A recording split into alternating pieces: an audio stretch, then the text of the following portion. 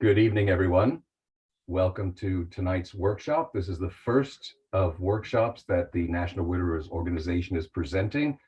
My name is Ken Levy. I'm a board member with the NWO, and again, we thank you very much for joining us tonight. We hope to have a very enlightening and informative discussion. Tonight's topic is handling the holidays as a grieving man. I'll just go through briefly what the overall conversation will be about tonight. Basically, enjoying the holiday cheer can be a very challenging time for people who have suffered family loss, spousal loss, partner loss. It's a very difficult time with many triggers, especially if this is the first year that you're going through this time of year with all of the attendant celebrations going on around you, and you're not particularly feeling it, which is completely understandable. A lot of us here at the NWO are also brothers in grief and brothers in dealing with loss, spousal loss, family member loss. So you have a friend here, and we would love you to join us for our monthly conversations. I promise you they'll be engaging and informative and supportive, which is certainly what I looked for after I lost my wife of 18 years. So if you're also having questions, we'll have an opportunity to have a Q&A session following speakers that we have on board for tonight. One is Joe Walco, who lost his wife, and we also have a clinician, Shelley Tattlebaum. I'll be giving the introductions a little bit. I just want you to know that the National Widowers Organization, just a little bit about our background, was founded in 2009 to serve the needs of men who have lost their spouse, life partner, or family member. We do this by promoting the development of support groups for men to manage their grief and adjust to a new life by advocating for research into men's unique needs to deal with grief. So again, I welcome you. This is, as I said, the first of our continuing sessions.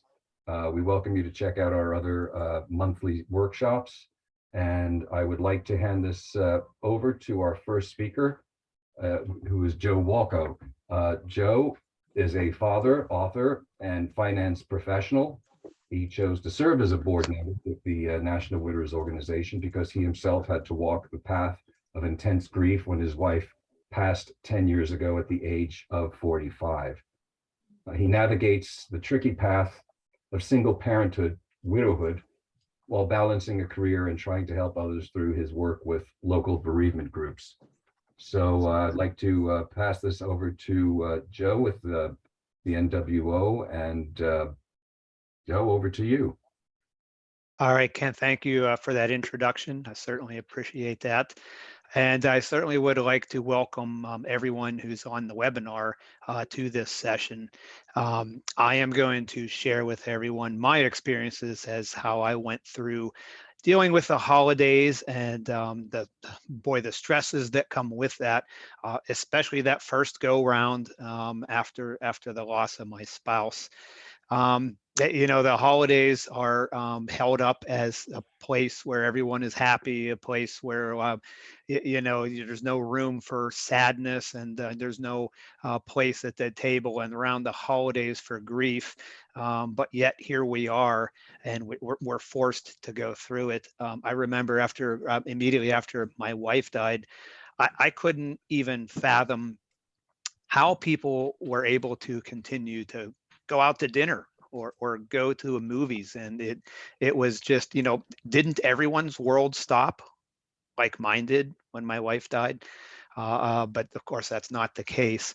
And then we do have things that come up on the horizon that kind of force us into those places of confronting that. And certainly the holidays are one of those places.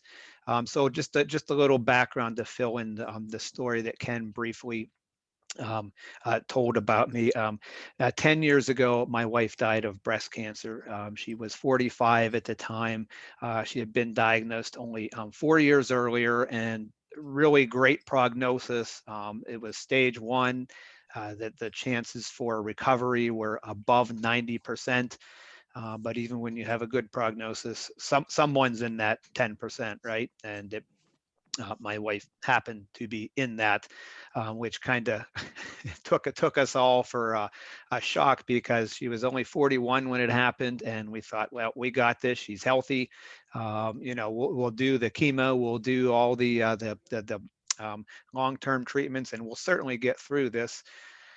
That's not what happened. When she passed, she left me with a 9-year-old son and a 12-year-old son. And she was a full-time mother who stayed at home and took care of them.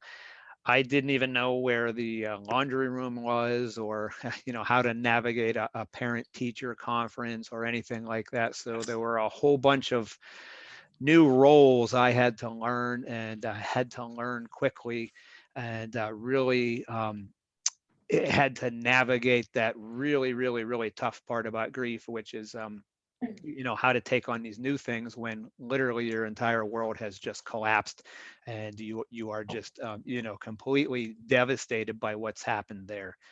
If you're on this call, you have some experience around that. Everyone's experience with this is different, but what we all have to face, especially starting around this time of year, are the holidays. And Halloween is on Monday. I honestly cannot remember what I dressed my kids up for Halloween that first year. It was probably a sheet I threw over over their heads and sent them out as a ghost, but I honestly can't remember that. So somehow we navigated that, and then next comes Thanksgiving, right? And that's a very personal holiday. You're usually with your spouse, and where everyone else had a spouse to pass the salt or the butter. Boy, I just felt just like a part of me was missing, and it didn't seem like people wanted to talk to you, because they don't want to open up that can of worms. A lot of people at a holiday would just like, let's keep that grief guy over in the corner, make sure make sure he doesn't upset our holiday and everything. And you don't want to bring that up either and ruin everyone's holiday. So Thanksgiving, we kind of muddled through that. But the big one for me was Christmas. And certainly with my wife, that was her holiday. She loved all the holidays, but she started preparing for Halloween at Labor Day, started preparing for Thanksgiving at Halloween, and started preparing for Christmas right at the Thanksgiving time. Me, I went to work, and so I didn't even notice all this preparation until about Christmas Eve, when I finally had a day off, and I came home and realized what a wonderful job she had done and was able to partake in that. But 10 years ago, that first year, I had to navigate these things by myself. And there's a hopefully what you'll get out of some of these grief sessions is we have a professional on with us, and there are a lot of things we can learn from the scientific approaches to this. I didn't know what I was dealing with at the time, in terms of my grief, but there's a model called the dual process model, where on one hand you have to process the fact that you've lost your spouse and you're looking backwards at all the things you lost, but on the other hand you have to process the fact that you have all these new roles to learn. And in my case, I had to learn how to be Mr. Mom. I had to learn how to do wash and pack lunches. Another thing I had to learn was how to do holidays. Completely foreign to me, no concept of what that meant. And so, in true male fashion, I waited till about 3 weeks before Christmas to start. And I know now you can't do that. If you've got kids and you want to have a good Christmas celebration, you cannot start 3 weeks before the holidays and get through that. But anyway, that's where I found myself 3 weeks before that. Oh my gosh, I got a lot of stuff to do. And again, back to that dichotomy of flipping between the intense missing of my wife and then trying to come up with the things I had to do. I started making a list of things to get ready for the holidays, and wow, the just the amount of stress necessary to get through that. And I started plowing through that like I always do. Okay, let's just tackle this. A week or two into it, I realized it just wasn't going to happen. And I found myself in a Wendy's, and I got a big cup of coffee, and I was just going to sit down, drink my coffee, and go hit this list. And they gave me the coffee on a tray. And as I was carrying it back to my thing, I didn't realize that my hands were just completely shaking. And I didn't know. And I couldn't hold the tray. And next thing I know, my coffee was everywhere. It fell on the floor. It covered me. And it was just one of those breakdown moments that you hope you never have.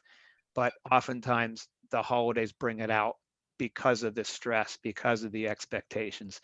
Long story short, I picked myself up together, got out of the Wendy's, fell back on family and friends. Very hard for me to do, to ask for help, and we kind of tackled getting the holidays together. And our big holiday celebration on Thanksgiving was a Christmas Eve party, and so I put a lot of effort into having that go off.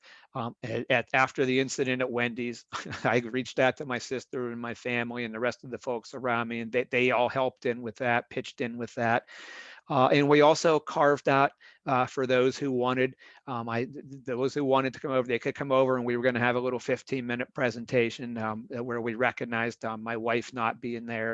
And that was really nice. And, it felt like I was going to do this. I had presents for the kids. And that night after the party, I thought, okay, I can do this. And the party didn't end till midnight. And by the time people left, and by the time I sat down to start wrapping presents, it's 2 a.m. Got an emergency call from my sister, who was threatening suicide again. She has some lot of problems, and it pretty much does this every holiday. But I'm wrapping presents for my kids with one hand, while on the phone with the police, trying to make sure someone was going to my sister's apartment to make sure she's okay. It's 4 a.m. by the time I get this all done. My sister was fine, by the way, but it's 4 a.m. by that time I get to bed, and I'm thinking, okay, couple more hours, and I'm through this. And as normal, 6 a.m., as soon as it was light, the kids were up, and they dragged me down there, and we're running. They're all excited to open the presents. And there's a pause, and they looked at me and said, "Oh, wow, that's really interesting, Dad. Look at Santa wrapped all the presents in birthday wrapping paper." And it was another one of those, my God, I failed moments. And I didn't even notice I was wrapping these presents in happy birthday wrapping paper. And boy, the whole flood of emotions that came in, the whole loss of my wife, and why do I have to go through this now? Why me? How can I possibly handle this? It just seemed like it was all crushing in. But then my oldest son, actually, he came to the rescue, and he said, "Oh, I know why. That's because it's Jesus' birthday. So we're all celebrating that." And we still bring this story up at Christmas. Um, was it a good Christmas? The boys claim it was.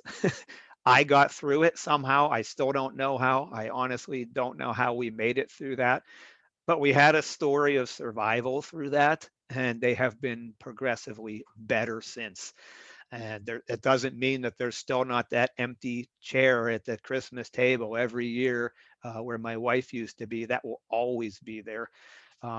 But myself and my sons, we're learning to grow around that empty hole that will always be there, and we're learning to adjust to life without our spouse there. So, and this is my message. This is what I want to share with the folks on the call tonight.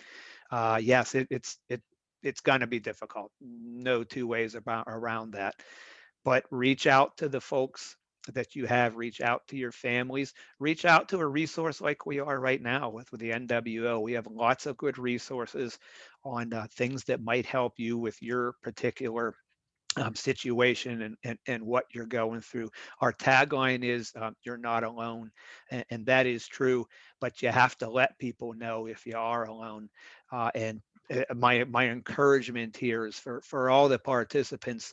If you've got questions and concerns about the holidays, reach out. Let's ask. This is a great opportunity here for us all to ask some questions like that. I hope my story gets you to maybe share yours, and maybe we can help you get through these holidays as best we can. Um, we also have Shelley Tattlebaum on the call too. And Shelley, I know you have some great advice for us on things you have seen in your practice, not only around the holidays, but dealing with grief in general. So since I've used up my 15 minutes here, I think I'll kind of turn it over to you, Shelley, and then we can start getting your input, and then maybe after that we can open it up to some Q&A from the audience.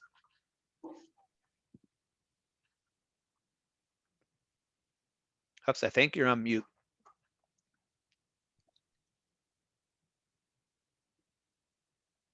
I muted myself, sorry.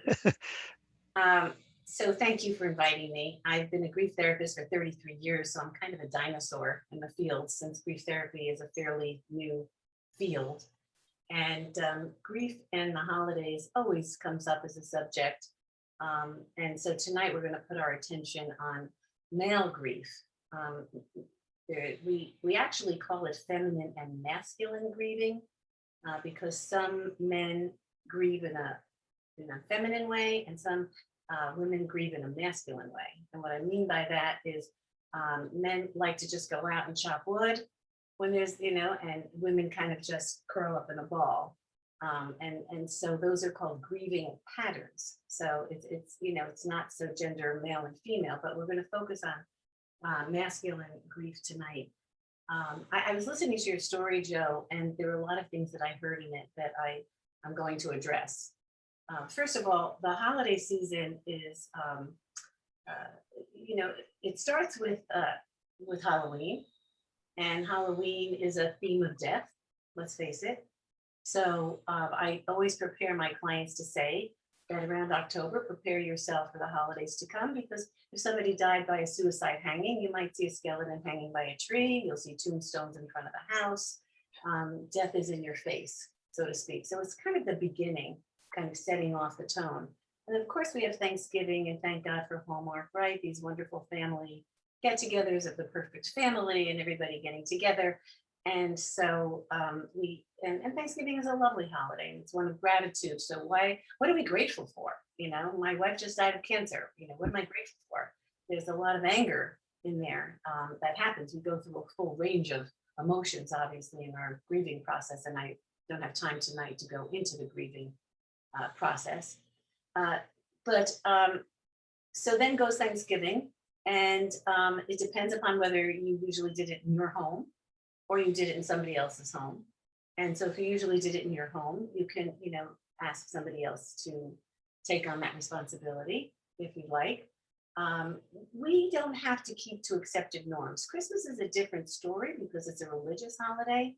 And so some people do like to keep some of the rituals involved, but you don't have to if you don't want to. I would like to make the point tonight that our greatest enemy to grief, so to speak, is our minds, because our minds interpret everything and they interpret our reality. So, there's no getting around the pain of grief, okay? It's incredibly painful. I had my father and sister die when I was 8 years old, and watched my mother going through that grieving process, and have had many subsequent deaths afterwards. Now everybody might know why I became a grief therapist. I was 8 years old at the time. So I see it from a sibling, a young girl's point of view, as well as an adult point of view. And I have a husband and 2 children of my own. So, I see the full spectrum besides being a grief therapist. So we can't help the pain, but we can help the suffering. So what do I mean by that? I mean that if I kick you, I'm going to hurt you. And you're going to say, Shelley hurt me. No big deal. Or you can say, Shelley hurt me. And why does a black cloud on my head?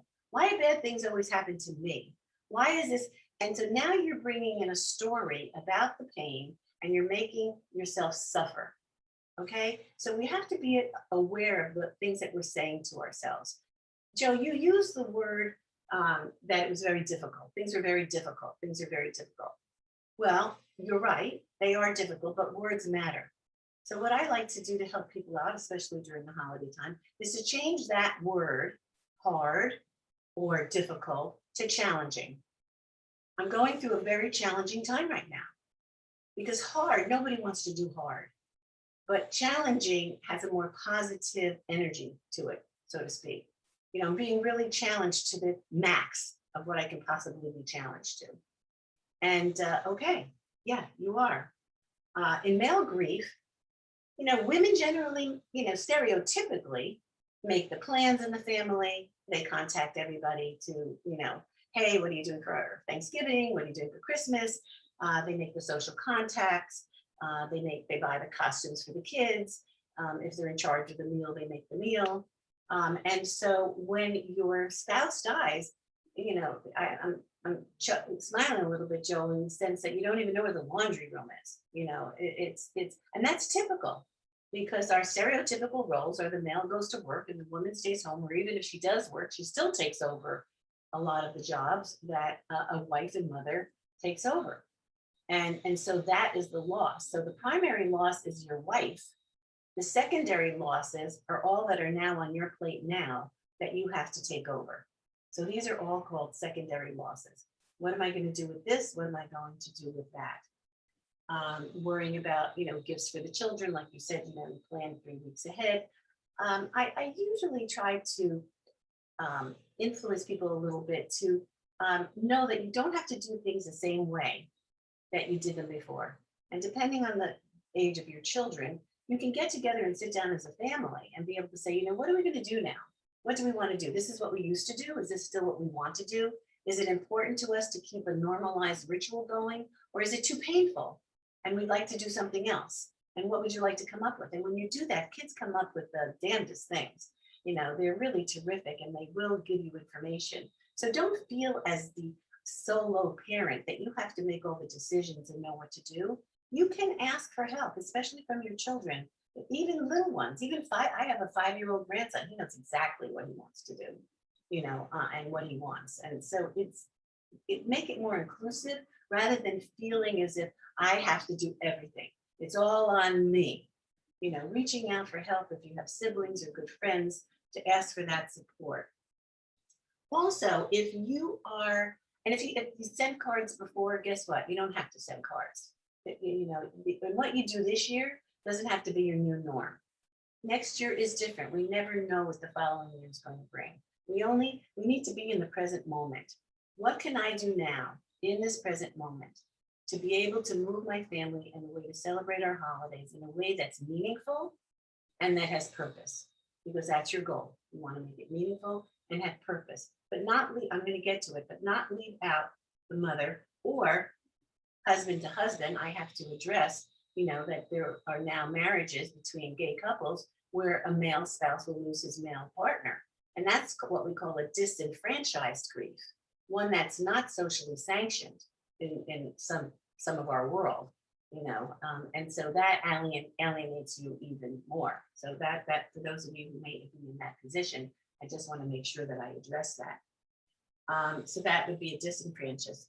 So you can change the way that you do things.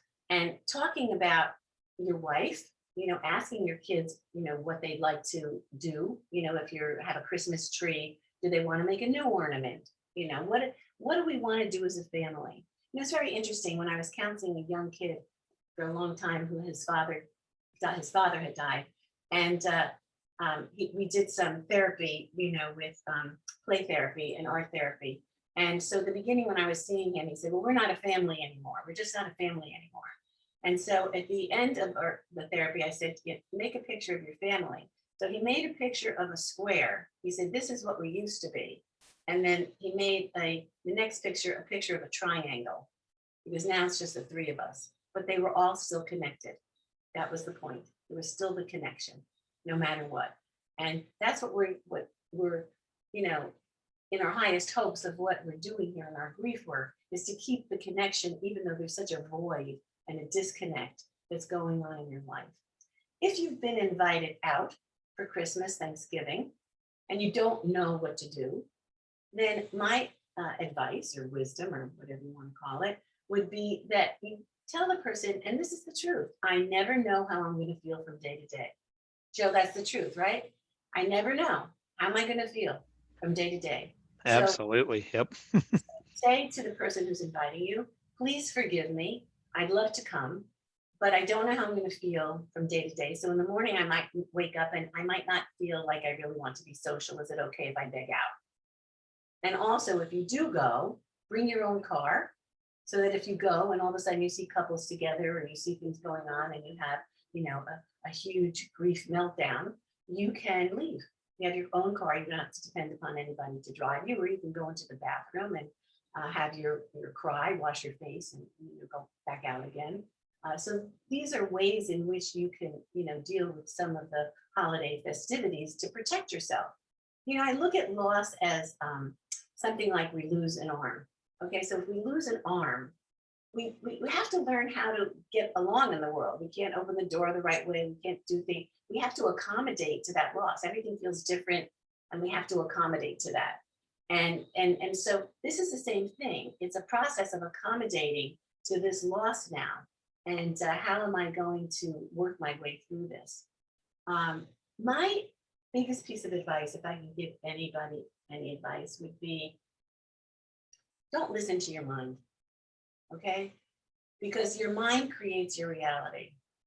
Words matter, like I just said. Use challenge instead of hard. But your mind will say, I can't do this. I just can't do this. I can't do this anymore. I just can't do it. And be able to say to yourself, you know what? This is a really big challenge for me. This is very challenging. It's not that I can't do it. Maybe I don't want to do it. Did you ever think of that? Maybe instead of thinking you can't do it, how about if you turn your attention to, I don't want to do it. And guess what? It's okay if you don't want to do it. And people who love you are going to understand. And people who don't accept that, well, then you know what? Their hearts aren't open and compassionate. And you can't rely on that.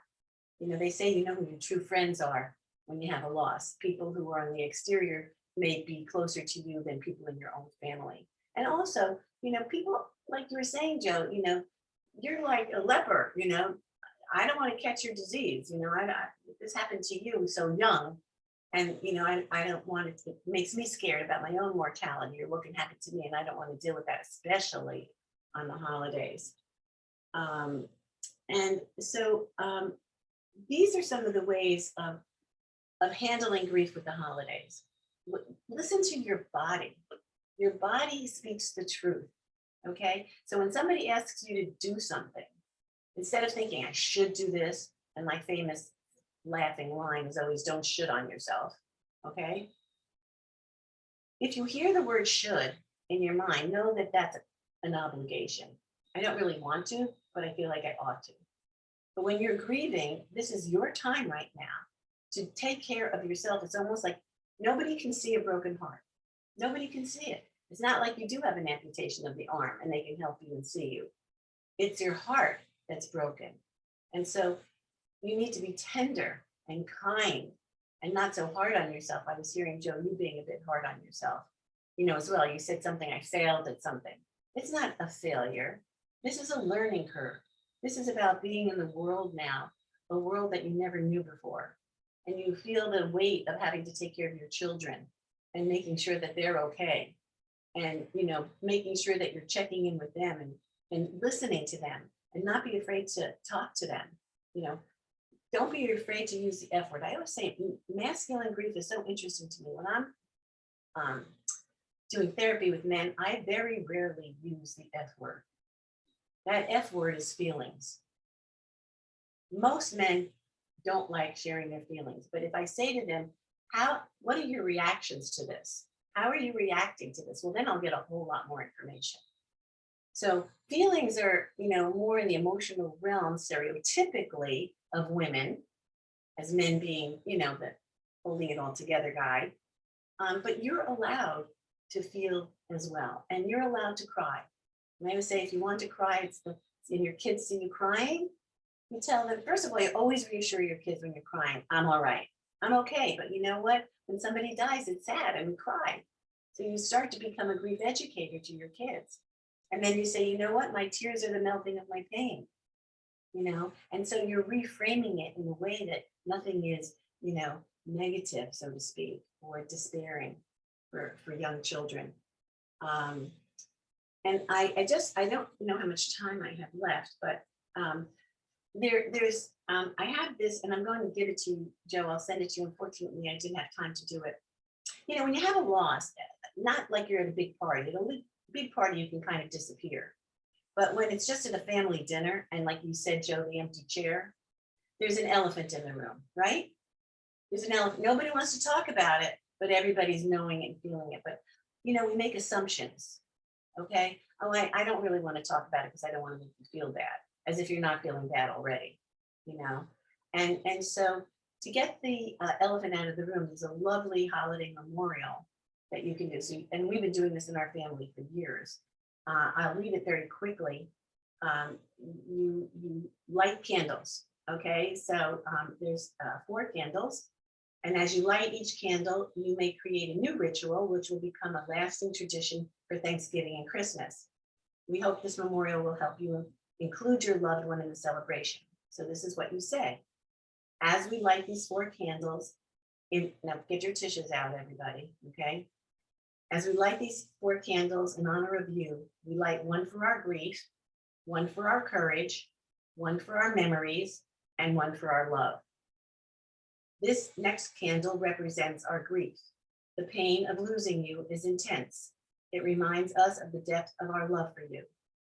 Next candle, this candle represents our courage to confront our sorrow, to comfort each other, and to change our lives. And the last one, this light is in your memory. The times we laughed, the times we cried, the times we were angry with each other, the silly things you did, the caring and joy you gave us. This light is the light of love. As we enter this holiday season, day by day, we cherish the special place in our hearts that will always be reserved for you. We thank you for the gift your living brought to each of us. We love you. So when you do this at the beginning of the meal, and you can, if you have kids or if it's okay, first you have to make sure everybody's okay with what you're doing. Then everybody gets included, and you get the elephant out of the room right away. So everybody has their cry, the loved one is remembered, and then it's kind of, we can move on from here to be with our celebration of Christmas or Thanksgiving or whatever it is. And so I will get that to you if you're interested. I'll fax that to you. And so it's really all about remembering. I mean, my dad died when I was 8 years old, and October 21st was the 65th year of his death. And he still lives in my heart. Even being an 8-year-old kid, I have incredible memories because I always spoke about my dad, and my sister died 7 months later, and I always talked about her. And my children know my father and sister through me. And your children will know your wife through you. Don't be afraid of saying, oh, your mom did this. You're doing this just like your mom. Or what do you think mom would do now? You know, be inclusive. Don't be afraid to talk about mom. Don't make her into a ghost. Make her into a loving, living, beautiful human being that she was. Because it's really interesting because my daughter, when she was bat mitzvah, she never met my father and sister, obviously, and she dedicated the whole service to my father and sister, who she said I never met, but I know them through my mother, and I feel them in this room with me today. So that's just an example of how dealing with grief and being able to be inclusive rather than fearful, right? Saying the wrong thing, or not talking about something, or taking pictures down, or what kind of pictures do I want to keep? You know, sometimes you want them down, sometimes you want them up. That's fine. That's fine. So what you're doing is you're redefining your family. Okay, you're redefining it from a square to a triangle. If there's 4 of you, or I'm not a geometry major, but you know, in whatever configuration, to let everybody know that you're connected. And you know something else? Your kids are afraid that you may die because they know they've already lost one parent, and they may be fearful of losing. And so it's really important for you to reassure them that you're here for them now and that you love them. Don't promise them you're going to be here forever, because we don't know that. But you can reassure that I'm here, I'm healthy, I'm good, I'm here for you now, I love you. I'm going to make sure you get everything you need. And we as a family are going to navigate this together. It doesn't have to be, Joe, all on you. Okay, so it can be inclusive of your family, and if you're close with other family members, including them as well. And so just be careful of what your mind is saying. I can't do this. Well, can I really do this? Or can I do this? Or do I want to? Or don't I want to? And, feel it. If you move forward and, this feels okay. I feel like I can do this. Okay, then go for it. And if you move back and your mind says, go, go, go, but your body's going, no, no, no, then listen to your body. Okay, your body is not filled with the mind interpreting your grief for you. You're starting to connect with your intuition, which is a much more trustworthy source of information. So that's basically what I have to say. I'd rather have some questions so that I can help people in the ways that they need to be helped. But I hope that this has been some information that will help you during this journey. And grief is a journey. It's not an event. This is a journey. And guess what? It takes a long time. So when people say you should be over it, well, guess what? 65 years later, I'm not over it. I'm not over it that my father and sister died and I didn't have them my whole life. But you know what? My feeling about that is, how did I make meaning and purpose back in my life again? And that was becoming a grief therapist. And so it didn't make their deaths for nothing. So I transformed it in that way. I will never get over it, but I've learned how to live with it in a way that has meaning. And that's our goal as a grief therapist, not acceptance even. You have to accept that somebody died, but you don't have to accept how they died. The most important thing is learning how to live with it, with meaning and purpose back in your life again. That's my goal when I'm doing grief therapy. I hope that makes sense to everybody. And I'm open for questions, and thank you for the opportunity for me to speak. I love to talk about grief because not only am I a grief therapist, but I've also had my own journey of grief as well since I'm 8 years old.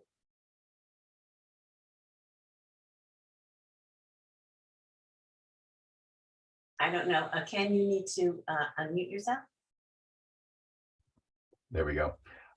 Thank you, Shelley. That was wonderful. And I really love that suggestion about the 4 candle lighting ritual. I think that's wonderful. And I also find that sometimes the nomenclature, when people say, to me, this is a pet peeve about moving on versus moving forward. People say you should move on, move on. Well, you move on if you lose a set of keys. You move on if you lose a job. You don't necessarily move on when you lose a spouse or a family member. You try to move forward. To me, words count in that way as well. I'm going to give you a different word. How about move through? We're moving through it. It's like going through a tunnel. You start at one place, you can't go around grief or around up or down. You have to go through it. So when people say, you should get on, I'm working through it. It's That's me. also an important concept about that whole idea that you mentioned about getting through something. It's a lifelong journey to really deal with that level of loss. Joe, I'm curious, just a quick question to you. Did you find much support from other men, be they family members or friends? And how did the men in your life, be they friends or family members, react to the loss of your wife? So men, we like to solve things, right? You're fixers. We're fixers, yes. And so most of the men who, myself included, attempted this. We tried to approach this as an engineering problem. And okay, so let's fix it. Me, myself, my MO my entire life was, well, roll up your sleeves and work a little harder. Grief was the first opponent I came up against that did not work for. And maybe people told me that was going to be that way, but it's something I had to learn on my own. You can't outwork grief. You have to work through it based on your journey. And Shelley, you were talking about the F word. I'll throw another F word out there too. Failure was my big fear And through my grief journey, certainly through that first Christmas, I felt I was a failure. And so your your suggestion on using those words, I didn't know this at the time. I didn't have these resources at the time I was going through it. So that's all I kept thinking of. I'm a failure. I'm never going to get my kids off to college. I'm never going to get them grown up. I'm never going to even get them through Christmas. And it took a lot of a lot of failures to start seeing some of the things that you were saying. But I'm going to keep interjecting. If I hope you don't mind, because as a therapist, I'm listening and hearing, so I want to help be transformative. I'm never, if you're listening to your mind saying I'm never, then what our mind is saying to us goes into our bodies. Okay, the mind and body are connected. So when you're saying I'm never, the body's saying, yeah, you're right. Okay, so let's give up and let's be depressed. So be careful. I'd rather use the words I don't know. I don't know how this is going to work out. I don't know how to do this yet. I don't know, rather than, I'm never. Does that make sense to you, Joe? Yeah. Yep. Okay. It's just so negative. We want to be really careful. That's what I'm talking about, suffering and pain. That will create suffering. It doesn't take away the pain. I'd like to open up things now for some questions from our group out there. So if you have any things you'd like to ask Joe or Shelley or myself, we're good to go on the Q&As. So we do have one in the Q&A section. Ken, I'll read it. And the question is, I have young children. They want the full holiday experience and don't want to change anything. I really don't want to celebrate. What would you suggest? And Shelley, you've already addressed this from your advice, so maybe you can remind us again what you said earlier in your when you were speaking. Well, it really depends. I don't think there's a single answer for that, because we all feel differently. Some people have a personality of martyrdom, in a sense, and they'll just diss their own feelings, and then afterwards they'll be depleted and resentful. And then there's others that embrace this as, yes, we're going to do things the same, but what can we put in here that can be different? So you're keeping the same, so it feels, because kids love things to be the same. They don't like change. Maybe the grown-ups, but children really don't like change. So you can just say, okay, we're definitely going to do the cookies, and we're going to do this and that, all the things you want, and what can we do to just change it and add to it? Let's do something new this year and add that. So this way you're starting to reassemble the holiday. And then go in your room and have a good cry when they're sleeping. Back to that question, my children wanted everything to stay the same too. And I did try that the first time, and I took on too much trying to do that. And I did not do that the second Christmas. We did change something. The big thing we changed is I now do a taco bar for the meal instead of this big spread my wife used to do. And we all now love the taco bar. Oh, it's time for Christmas tacos. The food is not nearly as good as what my wife used to prepare, but children are amazingly adaptable, especially as they grow.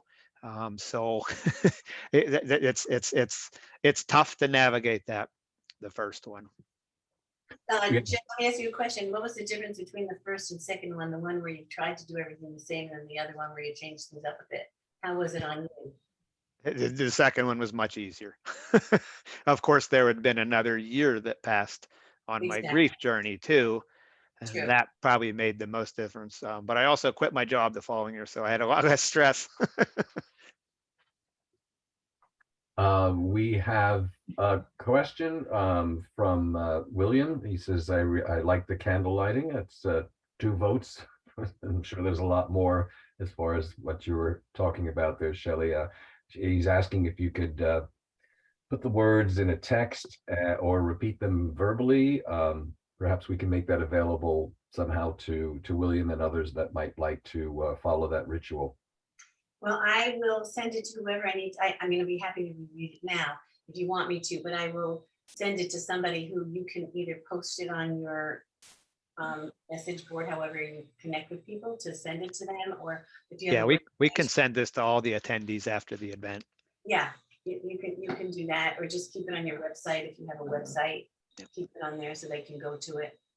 Sure, great. And a comment from Charles, the version of the empty chair at the holiday, the first heard of this around the first Passover, then for Thanksgiving, every important family holiday. Certainly I can relate to that. It's been a number of years since I lost my wife, and it's still keenly felt to see that non-presence of my wife at these events. And it does, absolutely, I'm so kind of pleased you validated that Halloween thing, Shelley, because there's that iconographic word that I can't pronounce, obviously, thing of death around Halloween, and that's never been lost on me. It's kind of really in your face, and that's part of the whole season thing too. So that starts the triggers. We call them the triggers. Those are that start the triggers. very much so. Yeah, and my wife. Music or Hanukkah music as well. The music can really get you on your knees as well. So, So one quick comment on the empty chairs also. We still continue to have the empty chairs in our family. And as a matter of fact, with those empty chairs continued 10 years later, and were part of my recent remarriage, that we had those empty chairs at my marriage ceremony a couple months ago, just to make sure that those memories live on and things like that. So I appreciate the comments. I do think it's a powerful symbolism, and certainly something that brought me a lot of comfort. And we have another comment here. Thank you for your experience and sharing so much with us. I love the idea of the candles. That's something we'll try this year. Thanks for sending out the words. And Terry writes, our birthdays are only 2 days apart, beginning November 30th. So that big trigger time for sure. How could I try to pretend to celebrate with family? So that's Terry's question. pretend to celebrate the birthday. Assumedly. Mm-hmm. Mm-hmm. Well, once again, here you can move this into an opportunity of such, is that it was the day of your birth, and if you were never born, you would have never met your wife, and so you celebrate the fact that you were born and you were here to have the experience with your wife. So you keep it as a connector, you know. You don't have to have a birthday cake and have a big celebration. There's so many different kinds of rituals, you know, that you can do for your birthday if the birthdays are close. For example, one of the rituals that I love doing is, well, obviously I'm a candle person. I feel that they are very spiritual. And so on the anniversary of the deaths or on my birthday, I will get one of these, you know, big candles here and light it. And as I'm watching the flame, I will talk to now my mother's gone too, my mother, my father, my sister, and tell them about the year, tell them about my year, and connect with them and just have a conversation. So you're externalizing your feelings, you're externalizing what you're doing. You don't have to get the birthday cake, you don't have to have the party, but it's still a celebration of you because you're still here. And if you have children, you're here and they need you and they love you and your parents love you and your family loves you. And half of you may be gone, but half of you is here. You know, when a spouse dies, we lose so much of a part of ourselves. You know, we forget how much, you know, we're invested. I mean, even for men may not, or if you're going to an event and your wife used to fix your tie or do your tie for you, and then you're going to an event and all of a sudden you don't have anybody to do that for you anymore, you know, and you're at such a loss, you know. So that person was a part of you, but you're still a person, and your life still needs to be celebrated, even though it has been so terribly wounded and hurt. So I don't know if I answered that quite well, but if you need to ask me more about that, I'm happy to. Right. I don't know you well enough to make a personal suggestion. Well, it seems like that's a very difficult one, especially if the birthdays occur right in the middle of the holidays, with the birthdays being 2 days apart. That's got to be. And you can get 2 candles and celebrate her life too. You can do the 2 candles side by side, you know, and celebrate her life and the fact that, so the gratitude that she was alive and that you created a life together, and one for you, and keep the candles together. And what a beautiful symbolism that is. Right, right. How are we doing for time here? I think we might be wrapping things up in a little bit. Is there any last words of advice, either Joe or Shelley, before we wrap for tonight's workshop? So there is another comment in the Q&A. A participant mentioned that his wife died minutes after his daughter's birthday, just after midnight. After the first year, we started doing my wife's, I don't know if I'm going to say it, Yarzit, using the Jewish calendar rather than our secular calendar to give it distance from my daughter's birthday. I think that's a wonderful example of adaptability, and Yeah. a lot. It's exactly what Dr. Shelley's telling us to do, and I think that's some really amazing advice to to come up with the wisdom to kind of implement some of the things that we have professionals telling us to do now. So I just wanted to recognize that comment out there. Thank you, Charles. I would like to just make one final comment, if you don't mind. Please, please be kind and gentle to yourself. You're navigating a place that you've never been before. You don't know what to do or how to do it.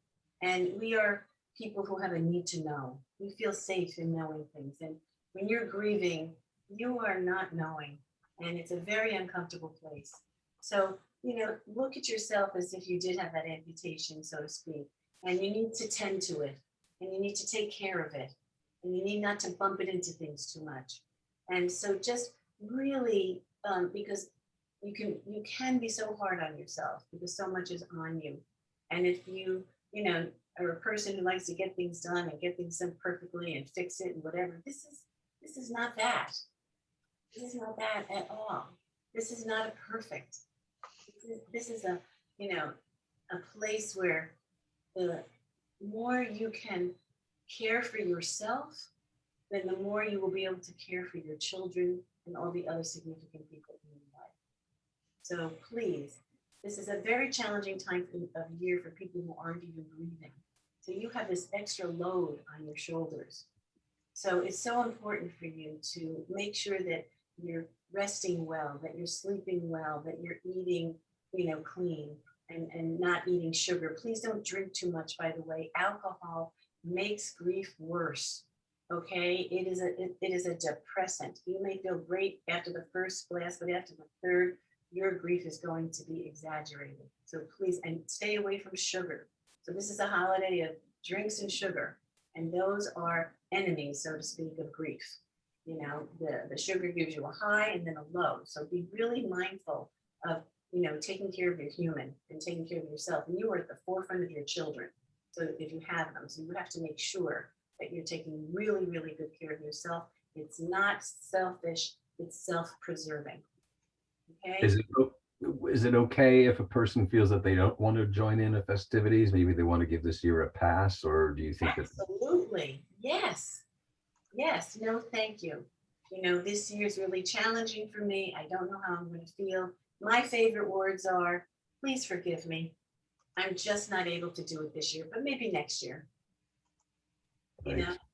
Right. And another comment from Ingrid. I don't have a question, but want to thank the panel, you guys, for this forum. Charles comments, thank you so much. Wonderful and kind to us all. And I wish we did have more time, but I've been told to pretty much wrap at this point. So I want to thank you, Joe and Shelley. Thank you so much.